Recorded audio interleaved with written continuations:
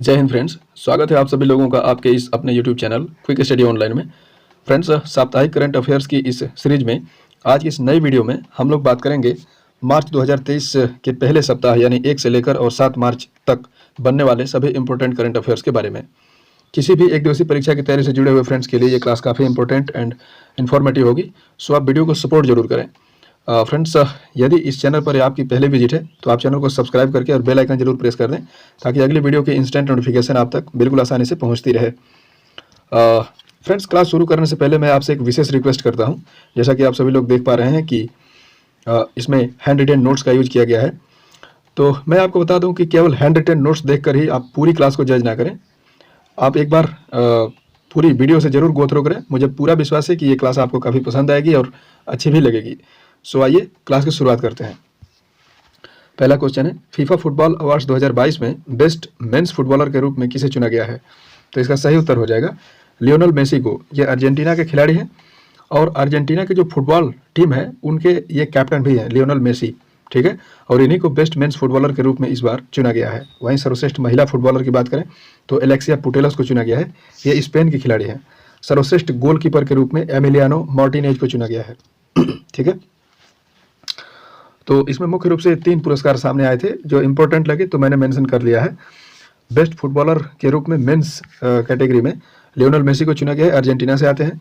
सर्वश्रेष्ठ महिला फुटबॉलर के रूप में एलेक्सिया पुटेलस स्पेन से आती हैं और गोलकीपर के रूप में एमिलियानो मार्टिनेज को चुना गया है। ठीक है, अब आपको बता दें कि जल्द ही आपने देखा था कि कतर में 22वां जो फुटबॉल विश्व कप था पुरुषों का, ये आयोजित किया गया था और उसमें विजेता टीम के रूप में अर्जेंटीना उभर के सामने आई थी। ठीक है, तो याद रखें।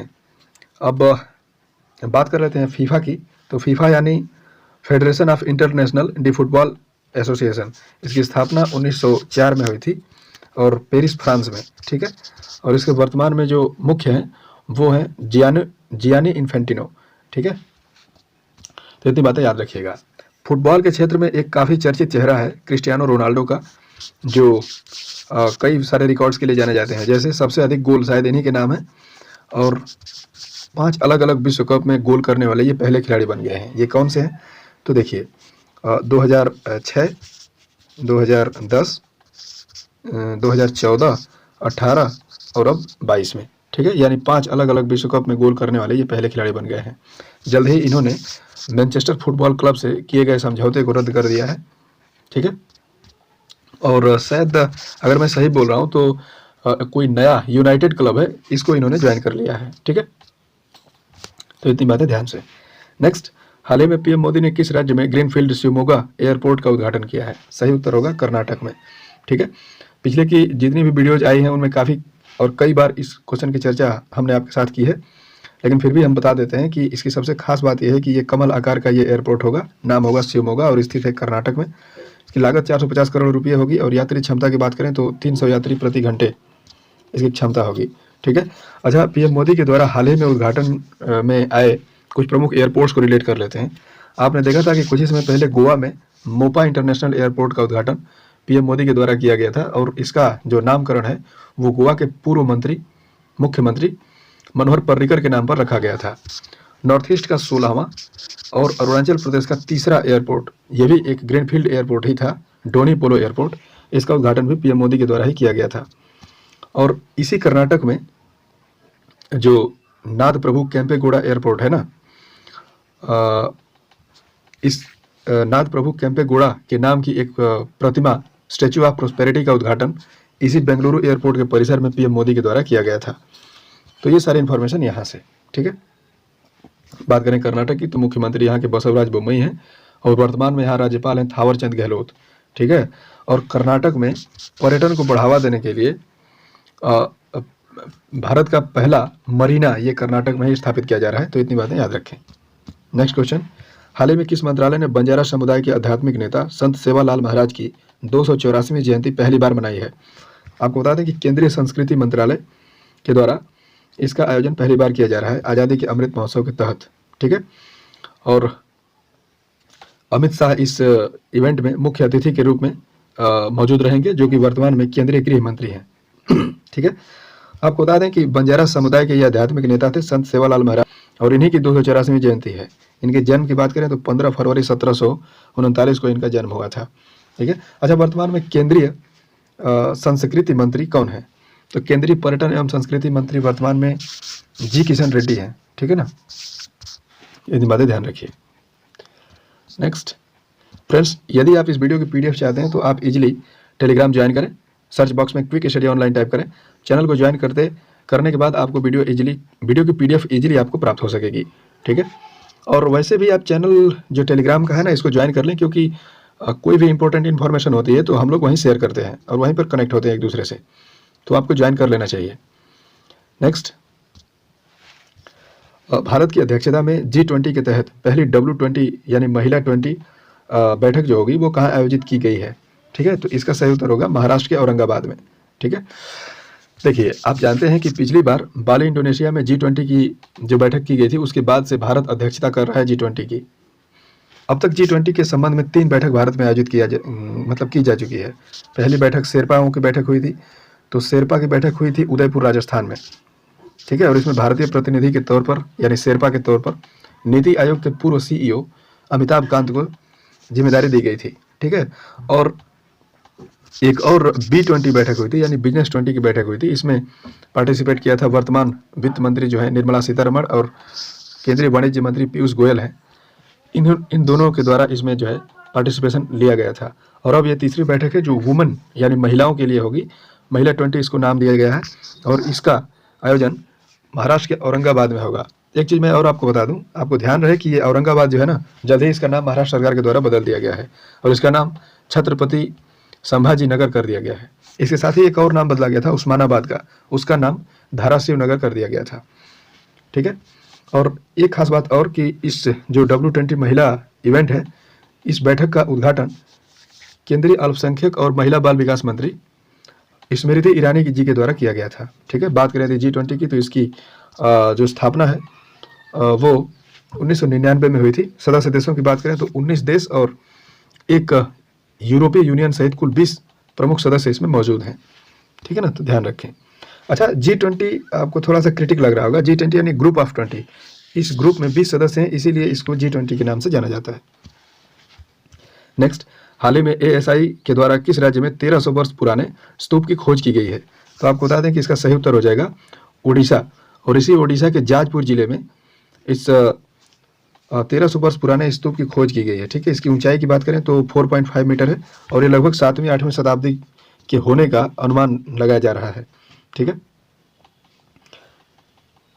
तो इतनी बातें आप ध्यान रखें। अच्छा, यहाँ पर ASI की बात हो रही है, तो ASI यानी आर्कियोलॉजिकल सर्वे ऑफ इंडिया, भारतीय पुरातत्व सर्वेक्षण विभाग, इसकी स्थापना 1861 में हुई थी और मुख्यालय इसका कोलकाता में स्थित है। ठीक है। और इसी ASI के द्वारा हरियाणा के राखीगढ़ी में एक 5000 साल पुरानी जो है आभूषण बनाने की फैक्ट्री की खोज की गई थी। ठीक है, तो ध्यान रखिएगा। नेक्स्ट, फिक्की के नए महासचिव हाल ही में कौन बने हैं? सही उत्तर होगा शैलेश पाठक। ठीक है ना। तो ये एक इस क्वेश्चन में इस बार जो हम लोग डिस्कस कर रहे हैं ना, इस वीक में हम लोग ज़्यादातर नियुक्तियों से संबंधित खबरें देखने के लिए मिलेगी। ठीक है। उसमें पहला न्यूज यही है कि फिक्की के नए महासचिव अब कौन बन गए हैं? शैलेश पाठक। बात करें तो फिक्की की, तो फिक्की यानी federation of Indian commerce and Indian FICCI का फुल फॉर्म देखिए, माइंड से स्किप हो रहा है थोड़ा सा हमारे। Federation of Indian chambers of commerce and industries. ठीक है। इसकी स्थापना वर्ष 1927 में हुई थी। हेडक्वार्टर नई दिल्ली में स्थित है और इसके जल्द ही अध्यक्ष भी पिछले साल बनाए गए थे, सूर्यकांत पांडा। एक बात मैं और बता दूं, यहाँ पर नियुक्तियों की बात हो रही है, तो अभी जल्द ही PIB प्रेस इंफॉर्मेशन ब्यूरो, इसके प्रमुख के रूप में राजेश मल्होत्रा को चुना गया है। ठीक है ना। बात करें थी PIB की, तो इसकी स्थापना 1919 में हुई थी और मुख्यालय नई दिल्ली में स्थित है। Next, American space agency NASA की पहली महिला साइंस चीफ के रूप में किसे चुना गया है? तो आपको बता दें कि सही उत्तर होगा निकोला फॉक्स। ठीक है। इसी नासा के द्वारा एक सूर्य अध्ययन का जो मिशन लॉन्च किया गया था, पार्कर सोलर प्रोब, इसी में ये नियंत्रण रखने वाली लंबे समय तक सोलर साइंटिस्ट के रूप में काम कर रही थी निकोला फॉक्स, और फाइनली अब इनको इसी नासा की पहली महिला साइंस चीफ के रूप में नियुक्त किया गया है। ठीक है ना। तो इतनी बातें ध्यान रखें। बात कर लेते हैं नासा की। तो ये अमेरिका की सरकारी स्पेस एजेंसी है। फुल फॉर्म नासा का होता है national aeronautics and space agency. NASA की स्थापना की बात करें तो 1958 में इसकी स्थापना हुई थी। वॉशिंगटन डीसी में इसका मुख्यालय है और बिल नेल्सन इसके वर्तमान में प्रमुख हैं। देखिए, जब ध्यान दीजिए 1958 में जब नासा की स्थापना हुई थी ना, तो उसी समय भारत में DRDO की स्थापना हुई थी। ठीक है। और भारत की जो स्पेस एजेंसी है इसरो, इसकी स्थापना 1969 में हुई थी, याद रखिएगा। यहाँ पर थोड़ा सा हमको लग रहा है कि आज मेरी पेन बहुत प्रॉपर चल नहीं रही है और ये अच्छा काम नहीं कर रहा है, तो थोड़ा सा आप मैनेज जरूर करेंगे, ठीक है ना। अच्छा, ये नासा की बात हो रही है तो एक चीज़ मैं और आपको बता दूं, 2021 की लगभग ये न्यूज़ है जब नासा के कार्यकारी प्रमुख के रूप में भारतीय मूल की एक व्यक्ति थी, भव्या लाल, ठीक है, इनको नियुक्त किया गया था। हालांकि ये न्यूज़ काफ़ी पुरानी है, सो ड्रॉप कीजिए इसको, ठीक है। नेक्स्ट, रायसीना डायलॉग के 8वें संस्करण में किस देश की प्रधानमंत्री को मुख्य अतिथि के रूप में आमंत्रित किया गया है या इन्होंने भाग भी लिया है? तो आपको बता दें कि इटली की पहली महिला प्रधानमंत्री जॉर्जिया मेलोनी चुनी गई थी और इन्हीं को इस 8वें रायसीना डायलॉग में मुख्य अतिथि के रूप में आमंत्रित किया गया है और ये सम्मिलित भी हुई हैं। आपको बता दें कि ऑस्ट्रेलिया के साथ भारत के राजनयिक संबंधों के 75 वर्ष पूरे होने पर ही इनको इस रायसीना डायलॉग में मुख्य अतिथि के रूप में आमंत्रित किया गया है। इसका आयोजन इसी दिल्ली स्थित रायसीना पहाड़ी पर केंद्रीय विदेश मंत्रालय की ओर से आयोजन किया जा रहा है 2 से 4 मार्च के बीच, ठीक है ना। इतनी बातें ध्यान रखें। ये संस्करण इसका 8वां था। वर्तमान में केंद्रीय विदेश मंत्री एस जयशंकर जी हैं, ठीक है। और इस 8वें रायसीना डायलॉग की थीम की बात करें तो एक बार आप देख लीजिए, ठीक है। Provocation, uncertainty, turbulence, lighthouse in the tempest, इसकी यही थीम है, ठीक है ना। इतनी ध्यान रखिएगा। ये जो इटली है इसके बारे में 2 फैक्ट मैं बता दूं। इटली की राजधानी है रोम, ठीक है। और रोम ये टाइबर नदी के किनारे बसा हुआ है और इटली को यूरोप का भारत कहा जाता है क्योंकि इटली भी भारत की तरह एक कृषि प्रधान देश है। हाल ही में किस राज्य ने अपना पहला मदर मिल्क बैंक की स्थापना की है? तो आपको बता दें कि इसी स्थापना करने वाला उत्तराखंड राज्य ने अपने राज्य के पहले मदर मिल्क बैंक की स्थापना की है। और ध्यान दीजिएगा, ये भारत का पहला राज्य नहीं है क्योंकि इससे पहले भी अन्य राज्य जो भारत के हैं वो अपने राज्य में मदर मिल्क बैंक स्थापित कर चुके हैं। उत्तराखंड का ये पहला मदर मिल्क बैंक अभी हाल ही में स्थापित किया गया है, इसलिए ये खबर चर्चे में थी। क्या है ये मदर मिल्क बैंक? तो आपको बता दें कि प्रसव के दौरान ही माता की मृत्यु हो जाती है, तो उस समय जो नवजात होते हैं उनकी शिशुओं की सुरक्षा को ध्यान में रखते हुए इस मदर मिल्क बैंक की स्थापना की जाती है, ठीक है ना। तो ऐसी ही खबर जर्जी उत्तराखंड के चर्चे में थी, तो याद रखें। उत्तराखंड से संबंधित 2 न्यूज और मैं बता देता हूँ। जो इस बार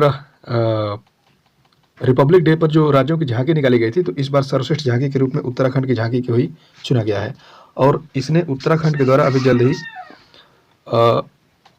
ड्रग्स फ्री देवभूमि नामक एक महाअभियान की शुरुआत की गई थी उत्तराखंड के द्वारा, ठीक है। और इसे उत्तराखंड सरकार के द्वारा जो भर्ती परीक्षाएं हैं उसमें नकल रोकने के लिए और परीक्षाओं की सूचिता एवं पारदर्शिता बनाने के लिए नकल विरोधी कानून भी इसने पारित किया था। नेक्स्ट, बिम्स्टेक एनर्जी सेंटर यानी BEC की गवर्निंग बोर्ड की पहली बैठक कहाँ आयोजित की गई है? सही उत्तर होगा बेंगलुरु में, ठीक है। सबसे पहले जान लेते हैं बिम्स्टेक के बारे में। बिम्स्टेक यानी bay of Bengal initiative multi sectoral technical economic cooperation, ठीक है। इसकी स्थापना 6 जून 1997 को हुई थी। मुख्यालय इसका ढाका बांग्लादेश में स्थित है। सदस्य देशों की बात करें तो 7 सदस्य देश हैं, ठीक है ना। 7 सदस्य देशों को एक बार हम लोग देख लेते हैं। बांग्लादेश, भूटान, भारत, नेपाल, श्रीलंका, थाईलैंड और म्यांमार। देखिए कैसे याद करेंगे, तो इसमें ना जो 2 देश हैं थाईलैंड और म्यांमार, ये साउथ ईस्ट एशिया से आते हैं, तो इन 2 को हम पहले ही अलग कर लेते हैं या पहले ही बोल लेते हैं थाईलैंड एंड म्यांमार, ठीक है। तो साउथ ईस्ट एशिया से ये आ जाते हैं थाईलैंड और म्यांमार 2 कंट्री। और भारत से सटे हुए जितने भी देश हैं जैसे बांग्लादेश, भारत, भूटान, एक बार बोल लेते हैं बांग्लादेश, भारत, भूटान, नेपाल और श्रीलंका नीचे स्थित है और थाईलैंड, म्यांमार को पहले ही बोल चुके थे, ठीक है ना। तो इस तरह कुल 7 सदस्य देश हैं बिम्स्टेक के। और इसी की एक एनर्जी सेंटर की जो गवर्निंग बोर्ड है इसकी पहली बैठक ही बेंगलुरु में आयोजित की जा रही है। नेक्स्ट, हाल ही में सशस्त्र सीमा बल एसएसबी की नई महानिदेशक कौन बनी है? तो आपको बता दें कि रश्मि शुक्ला जी को चुना गया है। बात करें सशस्त्र सीमा बल की तो इसकी स्थापना 1963 में हुई थी। दिल्ली मुख्यालय है और केंद्रीय गृह मंत्रालय के अधीन ये कार्य करती है। नेपाल और भूटान की सीमा पर इनको तैनात किया गया है। ठीक है, तो इतनी बातें ध्यान रखिएगा। अच्छा, कुछ समय पहले आपने देखा था कि सीआरपीएफ के द्वारा पहली बार 2 महिला अधिकारियों को नियुक्त किया गया था। ठीक है, नेक्स्ट, हाल ही में बाजरा मिशन 2023 की शुरुआत कहाँ हुई है? तो आपको बता दें कि बिहार के भोजपुर से इसकी शुरुआत की गई है, बाजरा मिशन 2023 की। ठीक है, ये वही भोजपुर है जहाँ से पूर्वी क्षेत्र की एक उप बोली है भोजपुरी, इसकी शुरुआत यहीं से हुई थी। भारत में छठ पूजा की शुरुआत भी इसी भोजपुर बिहार से हुई थी। ठीक है, तो यहीं से बाजरा मिशन की शुरुआत हुई है। बाजरा मिशन की बात करें तो आपने देखा था कि पिछले वर्ष छत्तीसगढ़ के द्वारा बाजरा मिशन की शुरुआत की गई थी। हालांकि असम सरकार ने भी अपने स्तर पर अपने राज्य में बाजरा मिशन की शुरुआत छत्तीसगढ़ के बाद किया था। ठीक है, और अब बाजरा मिशन 2023 की शुरुआत बिहार सरकार के द्वारा भोजपुर से किया गया है। एक फैक्ट मैं और आपको बता दूं,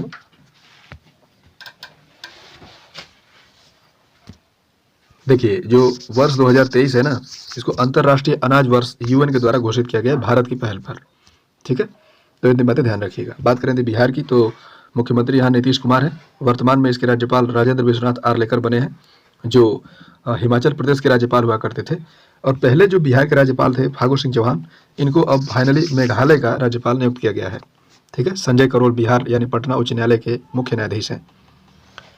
ठीक है, बिहार में जल्दी एक योजना चर्चे में थी, हर घर गंगा जल अभियान, जिसकी शुरुआत नीतीश कुमार जी के द्वारा की गई थी। ठीक है, और बिहार के पूर्णिया में, ठीक है, इथेनॉल संयंत्र स्थापित किया गया है। आपको यह भी विदित होना चाहिए कि भारत में सबसे पहले इथेनॉल पॉलिसी लागू करने वाला ये भारत का पहला राज्य बिहार ही था। ठीक है, और बिहार के जमुई में अभी सबसे बड़ा स्वर्ण भंडार अनुमान लगाया मतलब स्वर्ण भंडार खोजे जाने के अनुमान की घोषणा की गई है बिहार के जमुई में। नेक्स्ट, एशिया की सबसे लंबी साइकिल दौड़ का आयोजन कहाँ किया जाएगा? तो आपको बता दें कि इसका आयोजन श्रीनगर, जम्मू कश्मीर के श्रीनगर से और तमिलनाडु के कन्याकुमारी तक किया जाएगा। बहुत लंबी ये दौड़ होगी, 3651 किलोमीटर इसकी लंबाई होगी और NH-44 का अनुसरण करते हुए इसका आयोजन किया जाएगा। राज्य के 12 प्रमुख राज्यों से होकर ये दौड़ गुजरे। ध्यान रखें, पहले इसका आयोजन केवल मतलब 3000 किलोमीटर तक ही होता था, लेकिन ये पहली बार 3000 से अधिक की लंबाई वाले ये दौड़ का आयोजन किया जा रहा है। आयोजन श्रीनगर से कन्याकुमारी के बीच किया जाएगा। ठीक है, यहाँ पर बीच की बात हो रही है, तो आपको बता दें कि इसी श्रीनगर से और UAE में एक शहर है शारजाह, केंद्रीय नागरिक उड्डयन मंत्रालय द्वारा इसी श्रीनगर से शारजाह के बीच सीधी हवाई उड़ान सेवा की शुरुआत की गई थी। और भारत की पहली वंदे भारत जो ट्रेन थी, इसकी शुरुआत नई दिल्ली से और वाराणसी के बीच की गई थी। ठीक है, और मुंबई से अहमदाबाद के बीच जापान के सहयोग से बुलेट ट्रेन परियोजना की शुरुआत की गई है। इसका पहला स्टेशन सूरत में बन भी गया है।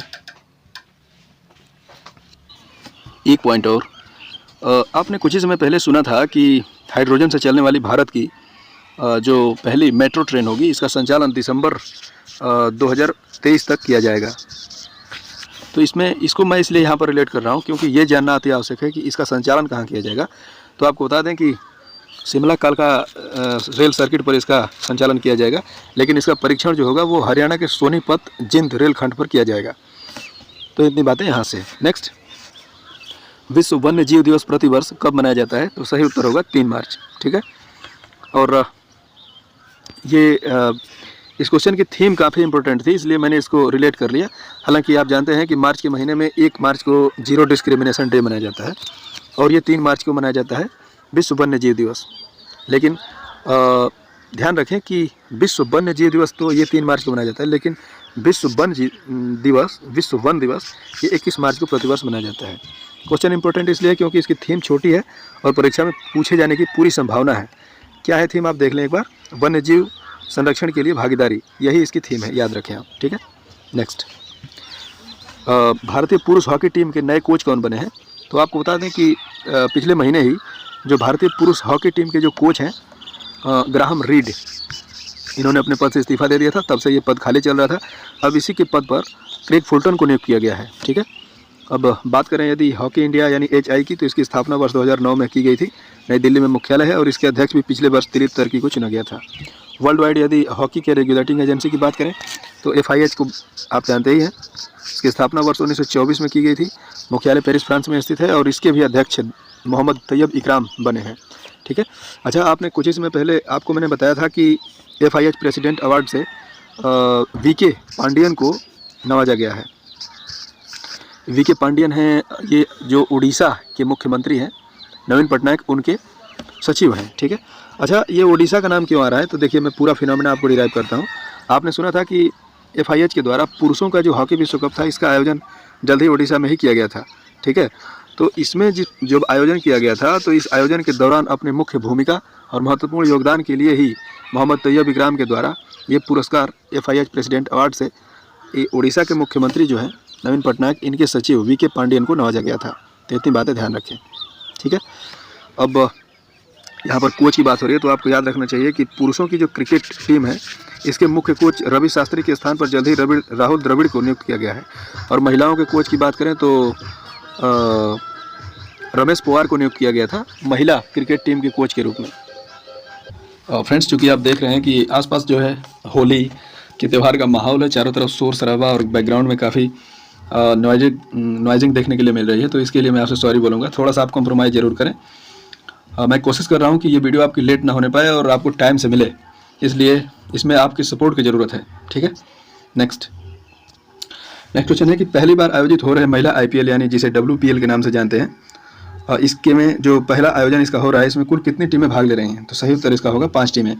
ठीक है, आपको ध्यान रहे कि महिलाओं का जो IPL है, जिसको WPL के नाम से हम जानते हैं, 2023 में इसका पहली बार आयोजन किया जा रहा है। कुल 5 टीमें भाग ले रही हैं। देखते हैं कि कौन कौन सी टीम हैं। आप एक बार देख लीजिए कि मुंबई इंडियंस जिसे शॉर्ट में हम MI कहते हैं, और दिल्ली कैपिटल यानी DC, गुजरात जायंट्स यानी GG, रॉयल चैलेंजर्स बेंगलोर जिसे RCB के नाम से जाना जाता है, और फाइनली जो 5वीं है UP वॉरियर्स यानी UPW इसको कहा जाएगा। ठीक है, तो याद रखें। पुरुषों के IPL की बात करें तो इसकी शुरुआत वर्ष 2008 में की गई थी और 2023 में इसका 16वां संस्करण आयोजित किया जाना है।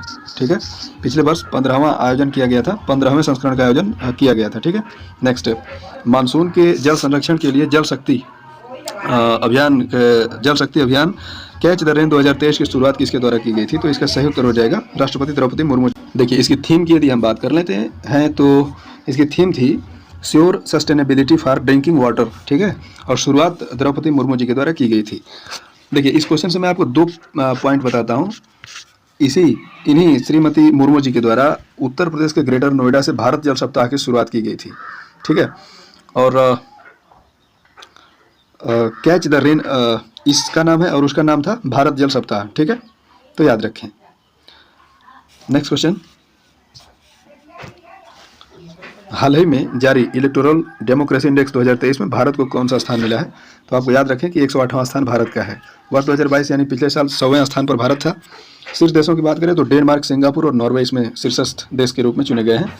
इसमें खास बात यह है कि 10 दुनिया के शीर्ष 10 निरंकुश देशों में से भारत को पिछले 10 वर्षों में इन्हीं टॉप 10 में से एक चुना गया है, तो सोचने वाली बात है। ठीक है, यहाँ पर इंपॉर्टेंट इंडेक्स की बात हो रही है तो रिलेट कर लेते हैं। जैसे अभी जल्द ही हैंडले पासपोर्ट इंडेक्स की यदि बात करें तो भारत में उसका 85वां स्थान था। भ्रष्टाचार सूचकांक में भी भारत का 85वां स्थान ही है। ठीक है, और 135वां स्थान है भारत का शांति सूचकांक में। जेंडर गैप इंडेक्स में भी 135वां स्थान है। ठीक है, तो इतनी बातें याद रखें। नेक्स्ट, नागालैंड विधानसभा में निर्वाचित होने वाली पहली महिला विधायक कौन बनी है, तो याद रखें नाम हेकानी जखालू इनका नाम है। दीमापुर 3rd से मतलब विधानसभा से ये चुन करके आती हैं। ठीक है, खास बात यह है कि नागालैंड में कुल 60 विधानसभा सीटें हैं। एक बात मैं और आपको बता दूं, जो ये राज्यसभा सांसद में जाने वाली नागालैंड के क्षेत्र से पहली महिला सांसद के रूप में चुनी गई थी। फोंगनान कोन्यांग कुछ ऐसा नाम था इनका। ठीक है, और ये वही विधानसभा नागालैंड की है जो भारत की सबसे पहली पेपरलेस विधानसभा बन गई है। ठीक है, तो नेक्स्ट, प्रतिष्ठित ईरानी ट्रॉफी, ये क्रिकेट से संबंधित एक ट्रॉफी है और इसका खिताब जल्द ही मध्य प्रदेश को हराकर शेष भारत ने जीत लिया है। आपको बता दें कि 59वां संस्करण था इसका और इसका फाइनल आयोजन कैप्टन रूप सिंह स्टेडियम ग्वालियर में मध्य प्रदेश में आयोजित किया गया था। ठीक है, तो फ्रेंड्स, ये थी हम लोगों की मार्च के फर्स्ट वीक की चर्चा। उम्मीद करता हूँ ये वीडियो आपको अच्छी लगी होगी। फ्रेंड्स, यदि वीडियो अच्छी लगी है तो आप वीडियो को सपोर्ट जरूर करें, लाइक शेयर भी करें और चैनल को सब्सक्राइब अवश्य कर लें ताकि अगली वीडियो की इंस्टेंट नोटिफिकेशन आप तक आसानी से मिलती रहे। ठीक है। और पिछले क्वेश्चन जो मैंने कल आपसे पूछा था जिसका ऑप्शन मिस्टेक हो गया था, तो इसमें पूछा गया था कि हाल ही में किस राज्य सरकार द्वारा नकल विरोधी कानून पारित किया गया है, तो सही उत्तर हो जाएगा उत्तराखंड। ठीक है। और आज का प्रश्न है आपसे कि भारत के हाल ही में 80वें ग्रैंड मास्टर कौन बने हैं, ये इसके ऑप्शन हैं और उत्तर आप कमेंट बॉक्स में लिखेंगे। इस वीडियो में सिर्फ इतना ही, मिलेंगे फिर एक नई वीडियो में, तब तक के लिए आपको नमस्कार।